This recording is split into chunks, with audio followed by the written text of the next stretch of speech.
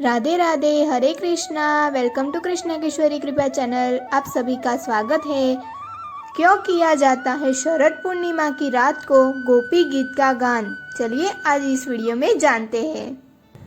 इस बात से तो सब वाकिफ है कि हर माह में पूर्णिमा आती है और ये खास होती है, लेकिन अश्विन माह में पड़ने वाली पूर्णिमा अलग ही होती है, जिसे शरद पूर्णिमा के नाम से जाना जाता है। हिंदू धर्म में ये रात बड़ी खास मानी जाती है। कहते हैं कि जिस रात भगवान कृष्ण ने अपने गोपियों के संग मिलकर रासलीला की थी, इसी बीच सभी गोपियों ने मिलकर एक गीत गाया था, जिसे गोपी गीत के नाम से जाना जाता है।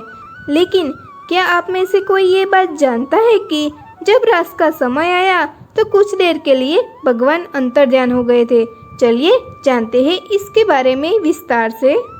शरद पूर्णिमा की रात रास प्रारंभ होने से पहले गोपियों को अभिमान हो जाता है। जब भगवान ने गोपियों के साथ रास क्रीड़ा की और उनका सम्मान किया, तब गोपियों के मन में यह भाव आया कि संसार की समस्त स्त्रियों में से हम ही सर्वश्रेष्ठ है, हमारे समान कोई नहीं है। जब भगवान ने ये देखा कि इन्हें अपने ऊपर अहंकार हो गया है, तब उनका गर्व दूर करने के लिए भगवान वहां से श्री राधा जी के साथ अंतर्ध्यान हो गए। भगवान के अंतर्ध्यान होने से ही गोपियों की वैसी दशा हो गई जैसे बिना पानी की मछली की हो जाती है। वे कृष्ण के विरह में तड़पने लगी। वे प्रेम की मत वाली गोपियां श्री कृष्णमय हो गई और फिर श्री कृष्ण की विभिन्न चेष्टाओं और लीलाओं का स्मरण करने लगी। वे अपने सर्वथा भूलकर श्री कृष्ण स्वरूप हो गई। मत वाले होकर एक वन से दूसरे वन में, एक झाड़ी से दूसरी झाड़ी में जाकर श्री कृष्ण को ढूंढने लगी। बहुत समय बीत जाने के बाद भी भगवान श्री कृष्ण नहीं मिले। भगवान के विरह की अग्नि में वे पहले से ही अधिक तड़पने लगी और एक ही स्वर में गोपी गीत का गान करने लगी। जब भगवान उन्हें कहीं नहीं मिले तो श्री कृष्ण के ध्यान में डूबी गोपियां यमुना जी के पावन पुल इन पर रमण रीति में लौट आई और एक साथ मिलकर श्री कृष्ण के गुणों का गान करने लगी। सब ने एक साथ ही स्वर में गोपी गीत गाया। जब सब गोपियों के मन की दशा एक ही जैसी थी, सबके भाव की एक ही दशा थी, तब उन करोड़ों गोपियों के मुख से एक ही गीत एक साथ ही निकला।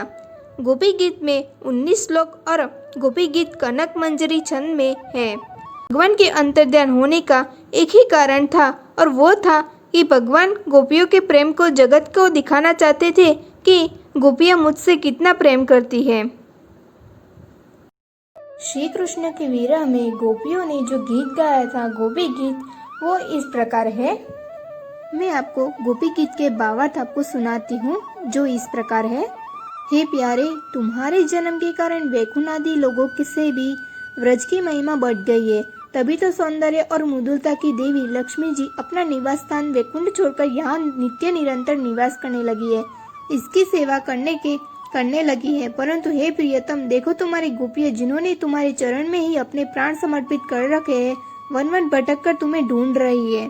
हे हमारे प्रेम पूर्ण हृदय के स्वामी, हम तुम्हारे बिना मोल की दासी है। तुम शरद ऋतु के सुंदर जलाशय में से चांदनी की छटा के सौंदर्य को चुराने वाले नेत्रों से हमें घायल कर चुके हो। हे हमारे मनोरथ पूर्ण करने वाले प्राणेश्वर, क्या नेत्रों से मारना वध नहीं है? अस्त्रों से हत्या करना ही व्रत है। हे पुरुष शिरोमणि, यमुना जी के विशाल जल से होने वाली मृत्यु, अजगर के रूप में खाने वाली मृत्यु, अगासुर, इंद्र की वर्षा, आंधी, बिजली, दावनल, वृषभानुसुर और व्यमासुर आदि से एवं भिन्न भिन्न अवसरों से सब प्रकार के भयों से तुमने बार बार हम लोगों की रक्षा की है। हे परम सखा, तुम केवल यशोदा के पुत्र नहीं हो, समस्त शरीरधारियों के हृदय में रहने वाले उनके साक्षी हो, अंतर्यामी हो। ब्रह्मा जी ने प्रार्थना से विश्व की रक्षा करने के लिए तुम यदुवंश में अवतरित हुए हो। हे यदुवंश शिरोमणि, तुम अपने प्रेमियों की अभिलाषा पूर्ण करने वालों में से सबसे आगे हो। जो लोग जन्म मृत्यु रूप संसार के चक्कर से डरकर तुम्हारे चरणों की शरण ग्रहण करते हैं, उन्हें तुम्हारे कर कमल अपनी छत्र छाया में लेकर अभय कर देते हैं। हे हमारे प्रियतम, सबकी लालसा अभिलाषाओं को पूर्ण करने वाली वही कर कमल जिन्हें तुमसे लक्ष्मी जी का हाथ पकड़ा है, हमारे सिर पर रख दो। हे वीर शिरोमणि, श्याम सुंदर, तुम सभी व्रजवासियों का दुख दूर करने वाले हो। तुम्हारी मन मुस्कान की एक एक झलक ही तुम्हारे प्रेमी जनों के सारे मद को चूर चूर कर देने के लिए पर्याप्त है। हे हमारे प्यारे सखा, हमसे रूठो मत, प्रेम करो, हम तो तुम्हारी दासी है, तुम्हारे चरणों पर न्योछावर है। हम अबलाओं को अपना वह परम सुंदर सांवला मुख कमल दिखलाओ। तुम्हारे चरण कमल शरणागत प्राणियों के सारे पापों को नष्ट कर देते हैं। वे समस्त सौंदर्य माधुर्य की खान है और स्वयं लक्ष्मी जी उनकी सेवा करती रहती है। तुम उनकी चरणों से हमारे बछड़ों के पीछे पीछे चलते हो और हमारे लिए उन्हें सांप के फणों तक पर रखने में भी तुम्हें संकोच नहीं किया। हमारा हृदय तुम्हारी विरह व्यथा की आग से जल रहा है। तुम्हारी मिलन की आकांक्षा हमें सता रही है। तुम अपने वही चरण हमारे वक्ष स्थल पर रखकर हमारे हृदय की ज्वाला को शांत कर दो। हे कमल नयन, तुम्हारी वाणी कितनी मधुर है। तुम्हारा एक एक शब्द हमारे लिए अमृत से बढ़कर मधुर है। बड़े बड़े विद्वान उसमें रम जाते हैं, उस पर अपना सर्वस्व न्योछावर कर देते हैं। तुम्हारी उसी वाणी का रस स्वाद करने के लिए तुम्हारी आज्ञाकारिणी दासी गोपियां मोहित हो रही है। हे दानवीर, अब तुम अपना दिव्य अमृत से भी मधुर मधुर रस पिलाकर हमें जीवन दान दो, छलका दो। हे प्रभु, तुम्हारी लीला की कथा भी अमृत स्वरूप है। विरह से सताए हुए लोगों के लिए वह सर्वस्व जीवन ही है। बड़े बड़े ज्ञानी महात्माओं भक्त कवियों ने उसका गान किया है। वह सारे पाप ताप तो मिटाती ही है, साथ में श्रवण मात्र से परम मंगल परम कल्याण का दान भी करती है। वह परम सुंदर परम मधुर और बहुत विस्तृत भी है। जो तुम्हारी उस लीला कथा का गान करते हैं, वास्तव में भूलोक में वे भी सबसे बड़ी दाता है। हे प्यारे, एक दिन वह था जब तुम्हारे प्रेम भरी हंसी और चिंतवन तथा तुम्हारी तरह तरह की क्रीड़ाओं का ध्यान करके हम आनंद में मग्न हो जाया करती थी। उनका ध्यान भी परम मंगलदायक था। उसके बाद तुम मिले, तुम्हें एकांत में हृदय स्पर्शी ठिठोलिया की प्रेम की बातें कही। हे छलिया, अब वे सब याद आकर हमारे मन को लुप्त कर देती है। हे हमारे प्यारे स्वामी, हे प्रियतम, तुम्हारे चरण कमल से भी सुकोमल और सुंदर है। जब तुम गौओं को चराने के लिए व्रत से निकलते हो, तब ये सोचकर ही तुम्हारे वे युगल चरण कंकड़ तिनके कुश एवं कांटे चुभ जाते से कष्ट पाते होंगे। हमारा मन बेचैन हो जाता, हमें बड़ा दुख होता है। हे हमारे वीर प्रियतम, दिल ढलने पर जब तुम वन से घर लौटते हो तो हम देखती है कि तुम्हारा मुख कमल पर नीली नीली अलके लटक रही है और गौ से खुर से उड़ कर धनी धूल पड़ी हुई है। तुम अपना वह मनोहरी सौंदर्य हमें दिखा कर हमारे हृदय में मिलने की आकांक्षा उत्पन्न करते हो। हे प्रियतम, एकमात्र तुम ही हमारे सारे दुखों का मिटाने वाले हो। तुम्हारे चरण कमल शरणागत भक्तों की समस्या अभिलाषाओं को पूर्ण करने वाले हैं। स्वयं लक्ष्मी जी उनकी सेवा करती है और पृथ्वी के वे भूषण ही है। आपत्ति के समय एकमात्र उन्हीं का चिंतन करना उचित है, जिससे सारी आपत्तियां कट जाती है। हे कुंज बिहारी, तुम अपने उन भक्त परम कल्याण स्वरूप चरण हमारे वृक्ष स्थल पर रखकर हमारे हृदय की व्यथा को शांत कर दो। हे वीर शिरोमणि, तुम्हारा अग्निमूर्त मिलने के सुख को बढ़ाने वाला है। वह विरह जन्य समस्त शोक संताप को नष्ट कर देता है। यह गाने वाली बांसुरी भली भांति उसे चूमती रहती है। जिन्होंने उसे एक बार पी लिया, उन लोगों को फिर अन्य सारी आसक्तियों का स्मरण भी नहीं होता। अपना वही अग्निमूर्त हमें पिलाओ।